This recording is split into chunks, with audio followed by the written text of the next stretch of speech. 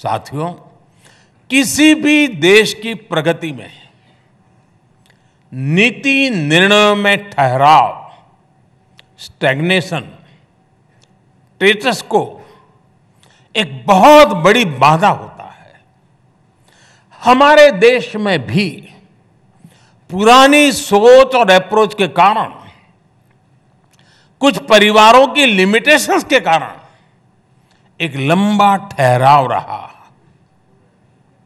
देश को आगे बढ़ना है तो उसमें हमेशा गतिशीलता होनी चाहिए, साहसिक निर्णय शक्ति होनी चाहिए। देश को आगे बढ़ना है तो उसमें नयापन स्वीकार करने का सामर्थ्य होना चाहिए, उसमें प्रगतिशील मानसिकता होनी चाहिए।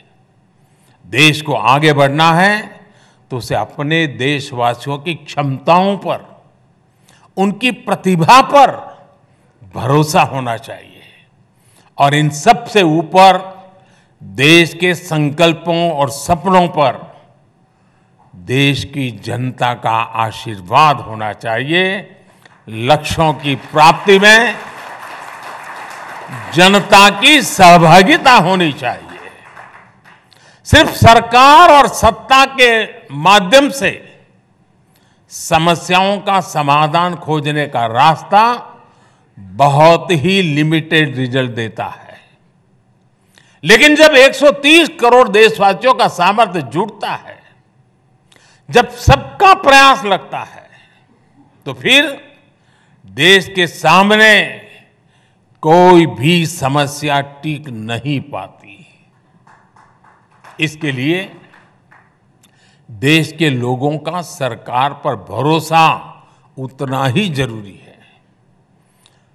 मुझे संतोष है कि आज देशवासियों में ये विश्वास जगा है कि सरकार को उनकी परवाह है।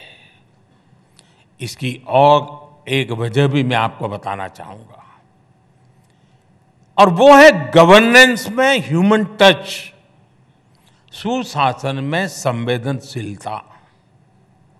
हमने गवर्नेंस को ह्यूमन टच दिया है, तब जाकर के इतना बड़ा प्रभाव दिख रहा है।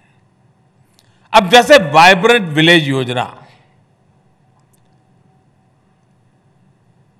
दशकों तक बॉर्डर के हमारे गांवों को आखिरी गांव माना गया।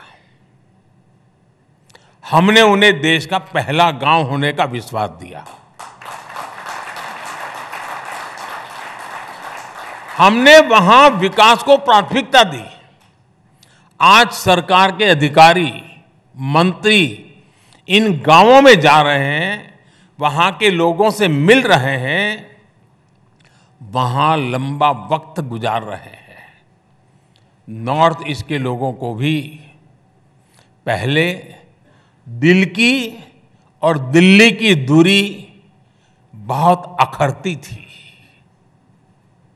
हमने यहां भी गवर्नेंस को ह्यूमन टच से जोड़ा।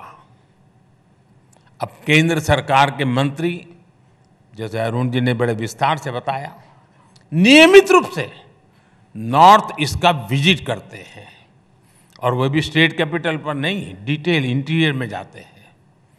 मैं भी नॉर्थ ईस्ट जाने की हाफ सेंचुरी मार चुका हूं।